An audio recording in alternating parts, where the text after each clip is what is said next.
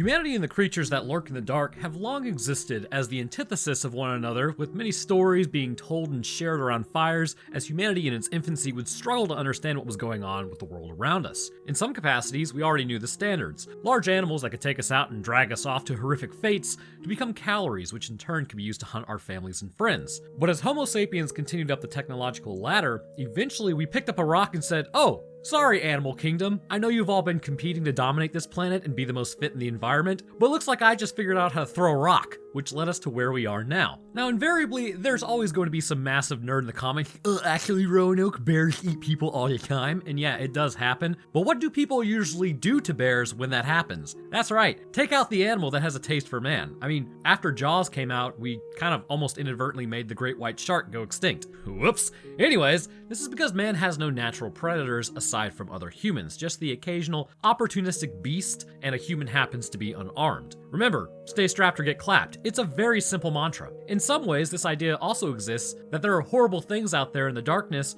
that represent a literal illness, spreading across the world by boat to strike a major city, and the crew was largely unaware of it for days. But could it be a horrible disease combined with an animal that just won't seem to be put down no matter what you throw at it? That's a great suggestion, bro. In the events of the last voyage of the Demeter, a crew picks up cargo from what I can only assume is Varna, Bulgaria, because I looked it up like a gigachad, as they head towards London to drop off their cargo. Along the way, they are besieged by a creature on board that not only has the ability to rip throats out, but also can quite easily drain them of their blood, and seems to be able to transfer a disease that makes them mindless, controllable husks of what they once were. So in today's episode, let's cover the creature in the last voyage of the Demeter, which I think, as we all know, is a vampire named Dracula, and talk about the transmissible nature of this infection. So we kick off our story with the title intro. A ship known as the Demeter was carrying cargo but rolled in with none of its crew on board. Very good. The captain's log on the ship itself would be recovered, which would hint at something evil stalking them, but more importantly, actively eating them. As two men approach carrying flashlights, they wake up the constable to bring him in to check out the derelict ship that just washed ashore. As they descend down to the shore, they ask one of their own to see what he saw when he went on board and if anyone was alive. The log left behind is a record and a warning. It says they tried to stop the thing attacking them, as the Fletcher says, "I'm not going to go back on board like a big baby." As they look at the ship though, the sails are covered in blood. Heading across the continent of Europe, I'm sorry Europeans, it's a canon event. As an American, I must dunk on you. We move to some wagons. A man greets us saying, "Hey, you're finally awake, and you were carrying cargo to the Demeter 4 weeks earlier, just like us." As the horror sets in, Todd cannot be very far away. The Demeter is set to set sail, I'm pretty sure that's how you say that, as the crew continues working at the port. We meet Elliot, the captain of the ship. They have a few missing crewmates, so they are recruiting before setting out. As they call out to basically get some crew, we meet Clemens. Clemens hits him with, "I have an astronomy skill," but the guy is looking for people that he says, we don't need an astronomer, which, I mean, if you lose your compass on board, you would think looking at the stars might be a good thing. Because, I mean, the dude is educated, but they say we need crewmen, not passengers. Again, it's invaluable to have somebody who can, I don't know, navigate by stars on a boat, but the crew meets out in front of the Demeter. The Romani crewman says they need to leave before the sun sets. It's probably a good sign, right? Loading up cargo the next day, by the looks of it, they're getting ready to get out of there. But one box in particular is a little strange, but don't think about it. One of the crewmen gets distracted by the dragon symbol on the box and almost drops the box on the captain's grandson, as the guy who got distracted nopes out of there in anger. Because the crew will always just know what they're carrying, right? Like, it's totally their fault. Clemens was able to save the captain's grandson, so now he's allowed on the ship. Also, we see the box that was dropped, dirt appears to be leaking out of it. They then set the sails at full mast and head out from port towards England as the Romani leave town. Looking out on the hillside, they appear concerned about the crew, but not concerned enough to actually mention anything, because it was them who put that in the box. So again, why be concerned now? So Clemens at this point is given the tour on the boat so he can familiarize himself, and heading into the bowels of the ship, he sees animals, the cook, and apparently you can knock on any part of the ship and it travels all the way through. Not really sure how that works. But that night, as everyone is just sort of hanging out while they travel, the captain has decided that this is his final voyage. Literally 3 weeks from retirement. I hope nothing bad happens. Wojciech, or Wojak as I'm going to call him throughout, because Wojciech, I just can't pronounce it. He's basically told that he'll be put in charge of the ship after they get to England, so he's pretty jazzed about that. But down in the ship, the box they had earlier starts moving. That night, as the ship rats are running around, the box does open. The next morning, they eat their food and discuss their pay. They ask Clemens what he will spend his bonus on, as he breaks out out into being a giant nerd saying, "Oh, the pay doesn't concern me, I just want to understand the world." I mean, sure, man, but you still gotta eat, you gotta get out of the elements, you gotta subscribe to your favorite YouTuber's channel right now because it's free, you know, all the classic hits. So this totally kills the vibe of the ship, and the dog starts barking. So they head back there to check on what's going on as the animal's jimmies are rustled as the crew then head into a storm. Finding downed cargo, Clemens tells Toby to go get the captain as something fell, and then he goes to check it out. See, movies hadn't come out yet indicating that this is always a bad idea. You would never catch me going to check out the mysterious thumping noise in the darkness of a ship I'm not familiar with. Not without some sort of force multiplier, or at minimum, a force enhancer. We then find a box has fallen over. He realizes that it's open and there is dirt coming out of it as well. We are transporting dirt for 800 pounds. Like British pounds. Excellent. Holding up his light to the burlap bag, it then moves as a woman reaches out. Oh, dirt in a human body, I suppose. Good. So they suggest that she's a stowaway, as Clemens then says, I need to save her life through transfusions because otherwise she's gonna meet her end. Now, his reasoning for some may seem a little strange, but given how pale she appears, I believe he was suggesting that he thinks for some reason she's been drained of blood. Of course, likely this view would have to be more in line with anemia. So what is anemia? Well, anemia can be brought on by a multitude of factors such as malnutrition or disease, for instance, but essentially it's a lack of red blood cells, so you aren't carrying oxygen as well. It seems like doctors back in the day, though, were more certified at an EMT level, so to combat this, Clemens would do the only thing that he would know how to do, which is blood transfusions. One of the interesting things, though, is how potentially dangerous this could have been, but it also gives us some clues as to what is happening on the other end with this creature. As Clemens administers these transfusions, which I imagine is from his own supply, you know, like his actual body, which was an absolutely bold strategy as blood types were not discovered until 1901, and I believe this was in 1897, so 1901 is several years after this voyage. This would lead to the immune system, or could lead to the immune system actively attacking the blood of a person, which in some instances could be fatal. You know,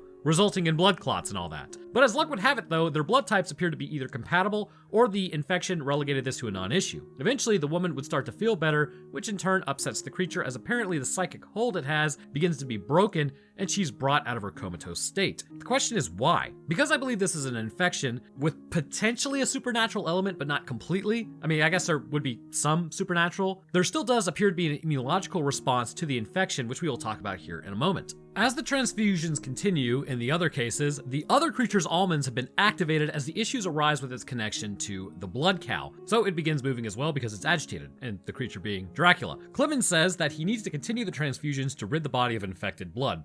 Say what now? Alright, so Clemens, again, his training and someone sort of knowing about these types of things, at least talking for that period of time. The problem with the progression of medical technology is one day we will probably legitimately have the cure for something like cancer, for instance, which will be given out because who knows, we may have the cure for cancer, and we just haven't done that because business is booming. And with that, we will look back on the methods we use now and just think of them as barbaric, as sort of like bloodletting as an actual method of healing someone. And this is actually how we lost George Washington back in the day. But I can kind of see what Clemens is talking about, infected blood infused with his innate immune system of Clemens himself may be able to help alleviate an infection of unknown origin, but getting rid of the infected blood, as he states, I don't know, man. But then again, back in the day, that's just what they thought, that's how it worked. So Mr. Soyjack at this point suggests throwing her into the waves since she's a stowaway, as the captain says they are not doing that. Clemens now has to divide his rations with the woman since he wants to keep her there, and he's also dividing his blood with the woman from the looks of it, and you can really only keep that up for so long. So not only is his meat suit going to be deprived of nutrition intake, but it's also going to be actively drained as well on the other side of what it does have, so really not a great position to be in. So now the crew hates Clemens because he wants to keep the woman on the ship and they think it's a bad omen. So Clemens starts his shift to pilot the ship as they see islands and rocks everywhere. The spotter looks out, where he then spots a creature standing directly in front of him. Oh no, it knows how to jump scare. But where it was standing, he spots maggots on the ground as Clemens then loses sight of the man. In his place, he sees something standing on the ship in the darkness but doesn't know what it is. A flashlight would have come majorly in handy during this event, but hilariously, they wouldn't have invented it for another 2 years. So close. He then ties off the wheel and looks back, but then it's gone. As he goes to, tap on the banister of the ship, he then hears a distant knock as well. Olgarin finally comes back and grabs Clemens and says something is on the deck with them, but then he doesn't really know what it is. Also, the question now is, who knocked back? Meanwhile, back in the ship, the dog backtracks to the creature and barks at it, which then it goes after the dog. Poor quadruped. So now the cook is fully involved. As he moves through the ship, he finds the dog has been torn apart. He also finds every animal on board has been completely drained of all their blood or horribly mangled. But remember, there will be no sad faces on Christmas. So all their food is now gone. They suggest the girl did this. You know, the one that's passed out and has been for days. Yeah, that one. Clemens suggests, excuse me? It's probably just the dog that went rabid. The captain suggests they need to make port, which will put their bonuses in jeopardy, and the captain then asks Clemens if a human body could catch what made the animals go mad just by being around it, as Clemens says no, you'd have to be bit to catch rabies, which is very true. For all those not massively aware who watch this channel, there are 3 things that scare me. Prions, rabies, and 6-foot-tall goth women, but in a good way. You never know when that divorced dad rock is gonna start playing in this house, so be ready out there. The point to this rambling, however, is that rabies is something to absolutely be feared. The central nervous system disease typically comes from the bite of an infected animal as it is transferred through the saliva, but it can also be transmitted through scratches in your skin. Depending on where you were bitten, it gives you more or less time, and it will backtrack through your peripheral nervous system where it will ultimately make it to the spinal cord and the brain. From here, symptoms will begin to show, and if they do, it's too late. Well, mostly anyhow. Where 5 people have survived rabies worldwide, once showing symptoms, through it seemed like they shouldn't have been able to be saved, but something about it, they basically assumed that maybe it was a weaker form of rabies the body was able to get a handle on and then create the necessary antibodies to. There also is a new method known as the Milwaukee Protocol, which shows the ability to give someone at least somewhat of a fighting chance. I don't know, it's kind of like putting a youngling in the ring with Mike Tyson. It's a fighting chance, but by administering a massively powerful antiviral medication, bringing the person's core temperature down, and essentially putting them in a coma, this has raised the survival rate from basically non-applicable 0%, with even 5 people cured by other means, to around 14%. Still incredibly low, but better than nothing. Remember, if you are bitten or scratched by an animal, run to the emergency room, as they can administer vaccines that will help you fight it, and it has a 100% effective rate. Just go. If you've been bitten, go to the hospital. Don't have a wait and see attitude. That's what happened with Jim Henson, and now we have wrong sounding Muppets. It's like, which would you prefer? Anyhow, their concern over the spread of rabies on board is justifiable, but rabies doesn't just suddenly appear at full force. Animals would begin behaving strangely for days, not over the course of just a single night. So at this point, Olgarin suggests no man did this. He thinks evil is on board. The woman continues hyperventilating as the creature then whispers her name. This is not actually a physical whisper, but apparently a psychic one. Now, this might seem weird, but bear with me, as we will get into some hypothetical neurology here. Mirror neurons are quite an interesting piece of tissue that have been developing in the human brain for quite some time, and could potentially suggest a few things about what our brains are doing. Over the course of human history, the main way a person survives is by social connection. No one person is an island, no matter what they say, and our neurological health is dependent upon the interactions as much as nutrition and airflow. As humans progressed, mirror neurons appeared to have cropped up for several reasons, but it also appears they may have far-reaching impacts, and potentially comes with that a secondary result of having specifically these neurons. Typically, a mirror neuron will mirror the firing of an external source, such as with another person, which can result in the feeling of a shared experience, and that kind of shared experience allows you to feel them as a result. This can bond 2 people together or even a group, and this is why things like military training bond people, as it's said to be almost a form of trauma bonding. But what do they call it? We aren't trauma bonded, we're trauma brothers or something like that. But anyhow, in the past, this allowed for humans to work together in much more dangerous environments and stay connected, but along with that, it also allowed for a person to potentially read another person's intentions. Micro expressions on the face are largely missed by the conscious mind and are picked up by these mirror neurons and interpreted. What's interesting is these neurons may fire in a similar pattern to someone who wants to do you harm, which may make you feel uneasy around someone who's not being truthful or may have ulterior motives that might be completely to your detriment. This is why in some cases it's important to go with your gut instinct. Now understand, however, traumatic events from your past can influence these neurons as well as give you a non-logical view of the world and skew a person's intentions, potentially rustling your jimmies in the process despite the person meaning no harm. Now with these standard functions, mirror neurons are highly interesting because it's almost working as a way to read another person's intentions. Where it becomes strange are the experiments done with quantum number generators testing the mirror neurons' abilities. It was noted that when a person was placed next to an RNG and asked to think about a number, this number would come up more often than what would be expected. It is also shown that the areas of the brain housing mirror neurons were quite active in these tests. So, how does this relate to the whispering? There is an area in the brain of Brodmann areas 22 that within this particular point is the Wernicke area. How many times can I say area before you realize I'm saying area a lot? Well, probably quite a few. This area is responsible for the understanding and meaning of words, whereas the Broca's area works in conjunction with the motor cortex, which allows you to speak. So Wernicke's is listening, Broca's is speaking. The Wernicke's area also happens to be very close to a particular area of the brain. God, I need to stop saying area. where a collection of mirror neurons reside. Collectively, I think I only said it like 10 times or so. But this theory out there is that these mirror neurons do not just affect our ability to read expressions, but may also link our brains to the physical world and to others through a well-known process of the brain, such as just the standard field of influence our brain creates, known as the electromagnetic waves that we will emit, which lately we figured out are just microwave electromagnetism in the brain, which is a billion-fold different from just the chemical component. Essentially, while our brains operate, we emit this wave from it just purely functioning, which may be how mirror neurons are able to receive information from others as well as emit it themselves. And remember, this is just for fun. We're just getting hypothetical. So given the location that Dracula whispers her name, this psychic link he possesses may be less supernatural than it would assume to be. Because again, take somebody from the 1400s and turn on a TV in front of them, right? They're going to think it's magic.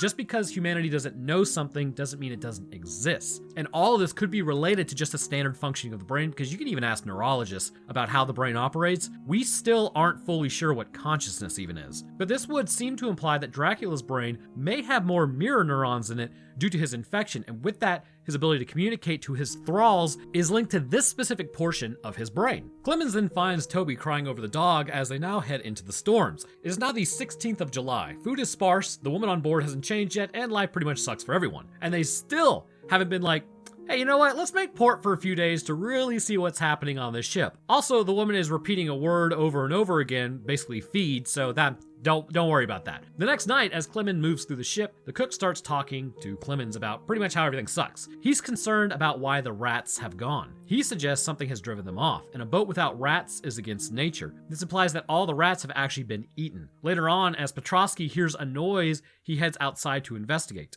As he heads up to the top of the deck, he hears noises but sees no one. Finding a hole in the grating, it's been broken outwards, indicating something has exited out of there, and then he hears a retching noise. So he walks over and he sees something crawling on the ground. Pulling his force enhancer, it launches onto him and cuts his neck before coming over and snapping his spine, paralyzing him, and then sucking out his blood. It is at this point Clemens comes out to investigate, hearing something in the darkness.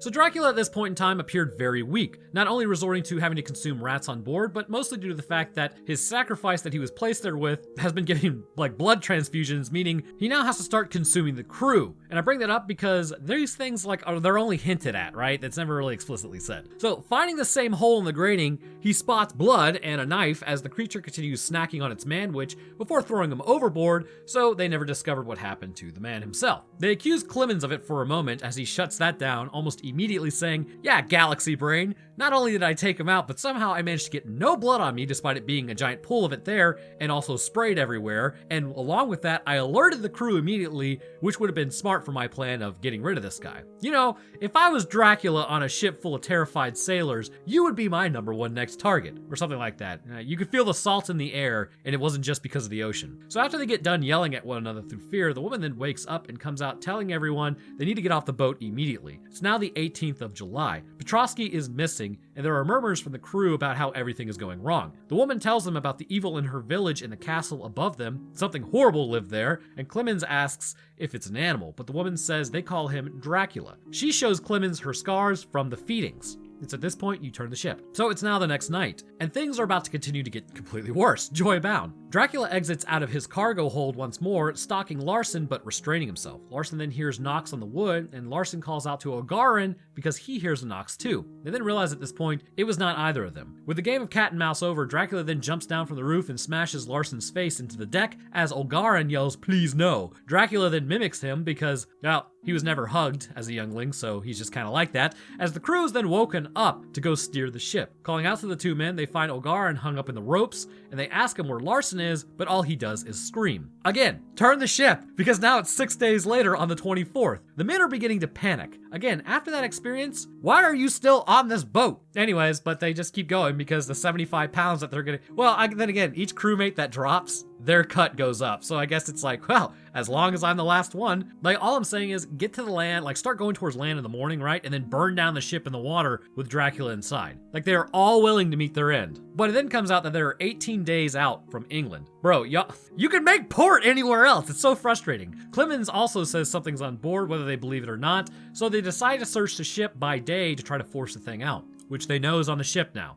Even the captain now realizes it, and Toby is left in the captain's quarters while they conduct their search, with the captain also engaging in this search. But night comes quick, and Algarin at this point has his transformation reaching its completion. His eyes have turned white, and he's no longer in control of himself. So here, we see the greatest example of this being an infection of sorts. Clearly, a bite will overwhelm the body of a person, eventually turning them into a vampire itself, but we can glean a few things about this infection. First, it is passed along through saliva to blood transmission. Once entering the blood of a person, the virus would appear to be a retrovirus of sorts. A retrovirus is a double-stranded RNA virus which integrates into the host genome, which then becomes DNA. In some ways, this infection can be broken through mitosis, but mostly just becomes a permanent fixture, and in some capacity, we see this with our own genomes now, as ancient viruses are theorized to make up around 8% of it, indicating they are passed down through subsequent generations. Dracula's bite will begin invading a victim's cell where it will be placed in their genetic makeup from then on. From here, the body will be kind of responding in quite a few ways. First, it will have an immune response, and this will appear as sweating, fever, body aches, and in general lethargy as the body is attempting to stave off this infection. The issue arises from the fact that because a virus can insert itself into the genome of a person, it is able to avoid detection. It appears that the body, a few days into it, will lose the fight operating with a host's own immune system. Now, typically there are ways to kind of stop this from happening. Natural killer T cells will get involved. Macrophages will do what they do, which is eat pieces of the viruses that they find, take it to the dendritic cells where antibodies will be created. The problem is, once it gets into your actual genome, it becomes incredibly difficult to find that cell and destroy it, which is why HIV kind of propagates, because it gets into your tissues, and from there, there's not much your immune system can do. So there also appears to be other physiological changes to the host as well. The virus implanting into the genome of a person will inspire many changes. For those infected, it appears even potentially the aforementioned mirror neurons will be increased and could in some ways, obviously they would begin dividing. This allows for Dracula to maintain influence over a larger portion of the brain that is now devoted to communication and psychic connection. This also allows for Dracula to sway their thoughts and feelings, overriding other areas of their cerebrum. In the case of Algarin, this inspires his next actions. Toby does the smart thing and opens up the door, calling out to whoever out there, knowing there's something horrible on the ship. As he walks around the ship alone, even though he was told to stay in there and lock the door, he then spots his old pal Algarin. He calls out to him, and he realizes, Algarin ain't looking so hot. Toby makes a run back for the captain's quarter and locks the doors, but Algarin starts slamming his head against the door like a Giga Chad before finally breaking through. Algarin then puts his hand through the door to try to open it, but Toby hides under the table, or I assume it's a table, because it's freaking dark in this movie. Clemens finds Algarin and begins his attack as the rest of the crew holds Algarin down. The captain goes to open the door, but can't get to it, as Toby then spots Dracula is in the room with him. Bro, make a break for it, because that thing's gonna find you regardless. But unfortunately, despite the captain's yells, Toby doesn't make it as Dracula approaches, grabbing him up and sucking his blood out. Ouchies. But I mean, come on, man. The youngling has like 2 pints of blood in them at most. Well, depending on their size. Is it worth it? Probably not. So Toby is struggling, but still somewhat alive at this point, as now it's August 1st. They are 5 days from London. Bro, stop in like France or something. Let the average Frenchman off the ship. Then again, I guess the Frenchmen are dealing with the beast of Gévaudan around this time, so who knows. They strap Algarin to the mast as he starts talking about how he can feel the sea, the wind, and the blood pumping in their veins. This is interesting because even though he's connected to Dracula, it's highly likely as he sits there, he's also connected with the crewmen and their mirror neurons. But while he's sitting there, he starts saying, "It burns." The sun begins coming up over the deck, which I don't think the sun comes up like that. I think, like, if you notice, it's like coming up from the lower portion, but I'm pretty sure based on shadows, it should be coming from like the upper portion. Like it should be coming from the mast down, not the bow up. Very interesting. Anyways, so as he's screaming about how it burns,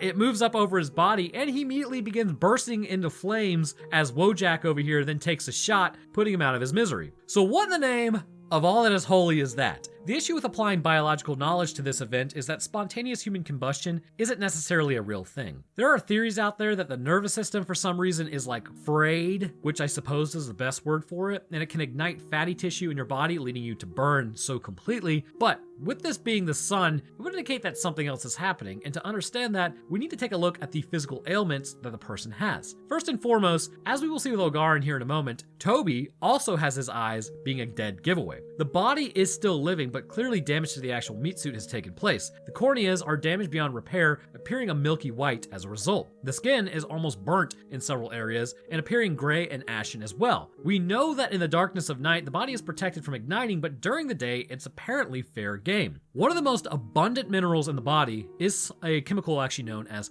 phosphorus. This chemical is used in pretty much all routes of the body, whether it be filtering out waste in the kidneys, the electrical activity of the nervous system, or even just energy production in general. Seeing as this chemical is imperative for our body's survival, it only seems fitting that something would need to feed off of humanity to achieve the acquisition of this chemical and within and of itself impact this chemical. There is a specific combination of phosphorus, bear with me, known as white phosphorus. Whereas our bodies will use individual phosphorus for its standard operation, white phosphorus is a linkage of 4 phosphorus. I believe it's a tetrahedron. I'm trying to remember organic chemistry like on the fly. So now I can already hear the chemists out there calling me an idiot. But think about it. First, the eyes are highly damaged by the presence of white phosphorus, which we know to be a congruent injury seen in those exposed. And not just like that, but the ignition of it. Second, the damage to the skin also falls in line with the injuries seen in those exposed, but most importantly, the third, white phosphorus ignites when exposed to sunlight in a blinding flameout that quickly consumes its source. It's a chemical that has been stored in darkness, or has to be stored in darkness, because it could just randomly ignite if exposed to the sun or too much water. So the question is, and the only one that I think that really remains is, why would this be produced? Given what we will see with Dracula, his eyes are known to glow concerning the pupils. This would also indicate that internally his metabolism appears to be creating this chemical as a waste product of sort perhaps, or maybe he's using it somehow. This may also be why he must feed so often. Considering phosphorus is abundant in humans and other animals with 3 to 4.5 milligrams in a deciliter of blood, if his metabolism is based on the production of converting regular phosphorus into white phosphorus as a waste product or to be used, just like how animals use ATP, then this would allow for the chemical to build up in his body, but would deplete the useful phosphorus along the way, necessitating more. From here, the question becomes how. The retrovirus that anybody has will infiltrate their bodies, and this would also code for a new type of enzyme. This enzyme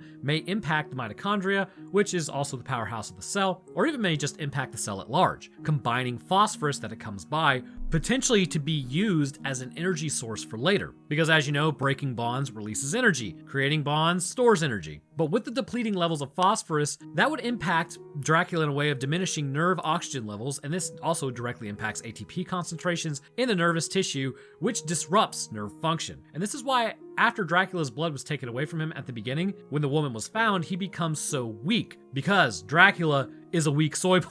It was at this point Dracula could have been destroyed, but he was able to do a final push to get more phosphorus into his system. But I believe this perfectly sums up why people, and potentially Dracula, would ignite in the sunlight. So they descend down into the ship arguing with one another. The cook starts talking about how Toby will be the next one to get up. Clemens says they need to discuss what to do with Toby. Clemens has an idea, but he's not sure if it's actually going to work. But it is now the next night. Everyone is still hanging out alone. Intelligently, of course, and Anna talks to and reminds Clemens that if Dracula makes it to London, it will be an absolute bloodbath. Her people have been plagued by the creature for generations, and so far, they have found no way to take it out. Well, if Dean Winchester has taught me anything apart from how to talk to women, it's not about staking it through the heart, it's about removing the brain's ability to communicate with its body. Seems to work pretty well. The cook at this point then knocks out the guard and goes to get the escape boat to get out of there while Clemens and Anna continue to search the ship. Breaking open boxes, they find dirt. Interesting, given that white phosphorus is actually usually found under the ground, isn't it? Opening up the Dragonborn seal, they in fact do not find Serana, a man can dream, but instead find a bunch of maggots and a staff. As the cook continues rowing off the boat, he begins to hear wings in the air around him as a voice taunts him. It then lands on his raft, and that's it for him. I guess you could say the cook's goose is cooked? Thank you. Please send hate mail to my P.O. box. I'll do an unboxing next week. The first mate then reports the end to the captain as Larson has a nice freak out. The next morning they wrap up Toby as the captain laments how they are doomed. You could just turn towards land. As they look at Toby's meat suit, the captain claims it moved and he's still alive. Clemens tells him there's no breath in him, he's gone. The captain then pulls back the canvas as Toby's eyes open up and is instantly engulfed in flames, severely burning the captain as well. Again, notice the eyes, the skin almost looks burned, and the second he's exposed to sunlight, the white phosphorus in his body is building up as presumably a waste product, which then ignites, lighting him on fire and hurting the captain in the process. Like, this isn't supernatural fire, like fire that only burns the individual who's infected, but it's actually just fire, which can hurt others. Like, it probably burned down a building. So also, I had some mega butthurt dude in the comments referring like how I say, oh, bodies are meat suits. My body is meat as well, as far as I know. I'm made of meat. I don't know what to tell you, champ. They're just meat suits. The important part is our brain, and potentially our soul, if you believe that we have a soul. The captain is now on bed rest as Clemens approaches Wojak about a plan. Clemens launches into exactly what I am at this point. I need to make sense of the world, and so does Clemens. He needs to know how this creature operates and why it does what it does. I am currently trying to figure out why a creature I know operates the way she does. Still haven't figured that one out. I'll probably never figure it out. The same mentality is also one which explains why I will be taken out by Dogman in 2027, probably. Clemens is now going to try to get rid of this thing. Anna says that the creature was rationing the crew. London is only, like, at this point, a day away, so the creature does not need them anymore. I wonder if English people are just as tasteless to Dracula as their food is that they eat. Nobody tell Hidden Xperia I said that. To his credit, the dude does make some absolute bangers in the smoker. His Flooded with Flavor channel has convinced me I need to bring the dude back to the US one day and have a grill off. But they barricaded the hold at this point and have a plan to get close to England, but to sink the ship, sending the creature below. The captain continues writing in his account of what's going on, and Clemens says they are abandoning ship. The captain is convinced, though, that the creature can bring Toby back somehow, and for absolutely no reason. Grief will do that. And again, though, he equates it like this creature took Toby away, he can bring him back to life. So two things. First, Toby is definitely being eaten by anglerfish who are now infected with vampirism at the bottom of the ocean, because anglerfish that we have today, since we discovered them, are just absolutely abominations that need to be wiped off the planet. I don't care what you say, they are worse than sharks. My God. Anyways, second, humans take away people all the time, but once it's over, it's over, man. Anna then comes telling the captain that they have to stop this thing, and Dracula had basically run out of people in their village, which is why he's now moving on. The captain lowers his force multiplier as a result, accepting that the youngling is in fact totally gone. The captain agrees to sail out the ship to sea and then sink it, and pretty much go down with the ship like an actual Captain Giga Chad, not like the captain of the Concordia, which requires a standard mentioning of Internet Historian, which he has a pretty good video over it. I know there's some drama surrounding Internet Historian right now. I haven't looked into it. There just always appears to be drama. Sort of like with Wendigoon right now. Everybody's going after him like he's some sort of bad... It's a very strange time to be on the internet. And now that I brought this up, I'm probably going to be in this flame war as well. That night, as they get ready, a fog rolls in, obscuring everyone's vision, but mostly yours, because this movie is mega dark. As they listen in the night, Anna assumes this thing is going to come after her, but as they continue to listen, they hear low growling noises and hissing. Walking around the ship, the creature knows their plan. They hear flapping noises and realize, this thing has wings. Whoops. Larson then gets grabbed and dropped as Wojak tries to descend down the lines, but the creature rapidly shows up, dropping him through the cargo hold, seemingly breaking his leg in the process. The creature then descends upon him, as it now becomes a nice game of keep away, which he's going to lose, with a storm having brewed up out of nowhere.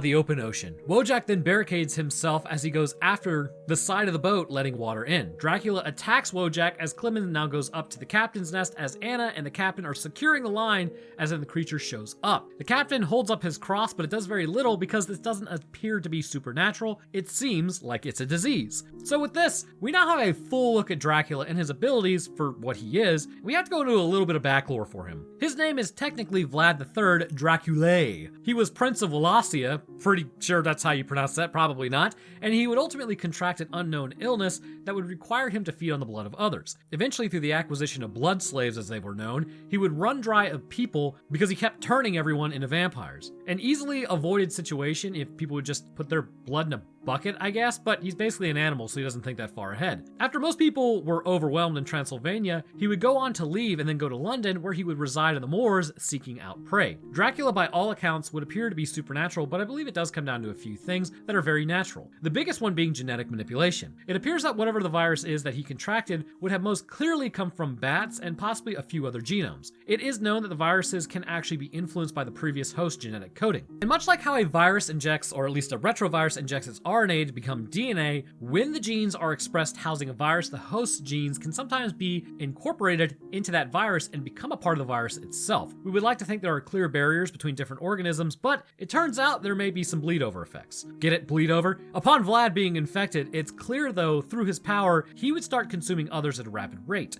This allowed for him to remain fueled while gene expression in his body would continue through its standard practices through things like mitosis. As the years passed, Vlad would become more and more animalistic, sprouting wings which initially would appear as webbing between his fingers. He would lose all of his hair on his body and head and would become emaciated looking. Over time, his teeth would fall out from like his human form, and in its place, sharp spindles would emerge. And this is likely due to the fact that while human genes only code for one set of adult teeth, except for wisdom teeth which come in later, the species that is combined with would be able to grow new teeth in adulthood. Along with his morphological traits changing, neurologically his brain would begin to change with the aforementioned increase in mirror neurons, allowing for him to influence his thralls. As the transformation continued, it appears as though a few gene loci were introduced into his human genome, which contained swaths of information. His metabolism would change, which would require enzymes to break down human blood or really any animal blood for sustenance, indicating that at least somewhere along the line, genes from likely a vampire bat were introduced. His strength would increase quite a bit, as potentially the mirror neurons are also increasing, which means maybe the neuromuscular junctions would increase, allowing for the more forceful contractions of muscle, as long as the brain was not limiting strength like it does with the rest of humanity. And this allows for him to move faster, have better agility, along with an increased endurance, allowing for him to overcome humans who were not ready. There is mention of shape-shifting in the movie, but I see no evidence to support this notion. I see a creature who stays as is no matter what is happening. His mind is still somewhat human, however, as he takes joy in mocking humans and terrifying them by taking them out, preferring to snack on them while alive. And again, if you take a look at Dracula and the skin that he has, you can tell that his thralls were also starting to exhibit those same changes, which again, that's how vampirism spreads. You bite somebody, they become a vampire, then they bite somebody. You tell two friends, and they tell two friends, and that's like 100 people right there. So they find the captain tied up to the captain's wheel as he expires due to blood loss, leaving Clemens and Anna. Clemens yells out to Dracula, talking the maddest of smack. I mean, arguably the creature is stronger, but he ain't invincible. It hears Clemens and begins to attack him, as its ego has been bruised. Anna takes a shot at the creature, leaving Clemens as it attacks and bites her. Clemens then gets grabbed up by his neck as he says, "I don't fear you." And it's like, oh, but you will. It's pretty cold. They eventually drop a mast on the creature, injuring it as they abandon ship. The problem is, however, not only is the creature stronger than normal, but its ability to heal is insane. This would require instant activation of the mitotic ability, which in general, the virus may ramp up with potentially white phosphorus being a waste product of this activity. Because of this, every injury the creature sustains may in turn make it more susceptible to the following morning, although, given what we will see with the infected, I'm pretty sure Dracula may just instantly explode if it was exposed to the sun. So over at the lighthouse, the keepers spot the ship incoming as Dracula pushes the mast off its body and flies off. Meanwhile, Clemens and Anna see the coast, but the sun is rising. Anna tells Clemens that, well, I've known for a while that I'm a thrall and I'm gonna become changing. And, Clemens is like, oh, well, let me give you a blood transfusion, but it's really only gonna delay the inevitable. So as she goes to burn up, she breaks off a piece of the mast and the sun rises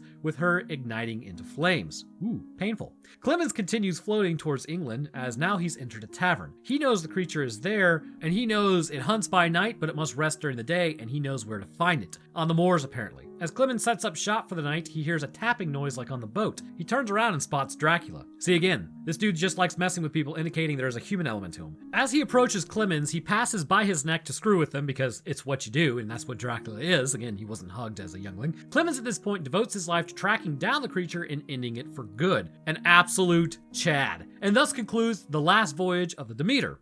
But anyhow, I want to hear what you guys think. Do you think it was a retrovirus that caused the metabolism to shift over to the production of white phosphorus, necessitating the need to replenish the actual phosphorus itself? Let me know down in the comments. If you enjoyed, please leave a like as it gets the video out there, and subscribing is a great way to stay up to date on when I post. I'll drop my merch, Twitter, Discord, Patreon, and channel link to Roanoke Tales, where last week we talked about the missing person, Terra Calico, which was just completely messed up. But anyhow, speaking of patrons, I'd like to thank mine real quick. At the astronaut tier, we have the Soviet robot. Thank you, sir. I really do appreciate it. Next up, at our astrophysicist tier, we have Death's Dancer, and then our scientist, Chad the Enjoyer of Scientific Explanations of B-grade horror movies, Dakota23, Florian, Lucian Dragon, Octavia Serpentia, and the last final girl on the left. Thank you guys as well. And the rest of my patrons, I appreciate you. Your help goes a long way towards keeping the channel up and running, and is very baller of you. All right, so that's gonna do it for me. I hope everyone enjoyed, and I'll see y'all in the next one.